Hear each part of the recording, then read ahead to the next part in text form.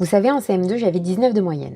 Les félicitations, les profs fiers, les parents rassurés, mais j'étais très seule. Avec le recul, je me rends compte que ce qui m'a marqué tout au long de ma vie, c'est pas ma moyenne. C'est cette solitude, cette incapacité à gérer un désaccord, à exprimer ce que je ressens. Ça, personne ne m'avait appris à le faire. J'étais la sage, la bonne élève, c'était mon étiquette. On m'avait appris à réussir un contrôle, à suivre les consignes, mais pas à être, pas à penser, pas à ressentir. Alors, le jour où mes notes ont baissé, j'ai eu l'impression qu'une partie de moi était menacée. Et aujourd'hui, je vois plein d'enfants dans cette situation. Ils cochent toutes les cases, mais s'éteignent. Parce que les notes les comparent, les classent, mais ne les aident pas à vivre. Même si les profs ne veulent pas avoir cet effet, les notes l'ont. Oui, de bonnes notes peuvent ouvrir des portes, mais rien ne garantit qu'on aura envie de les pousser. Et un enfant brillant peut rêver d'un métier manuel, mais n'osera pas, parce que c'est mal vu par la société. Et à l'inverse, un enfant en difficulté, il est déjà mis de côté, comme si une moyenne décidait de son avenir. Moi, aujourd'hui, je crois en autre chose. Ce qui fait grandir un enfant, c'est pas forcément le savoir-faire, c'est le savoir-être. Savoir se forger une opinion, s'exprimer, accueillir ses émotions, faire face à un imprévu, à faire des choix, à revenir dessus,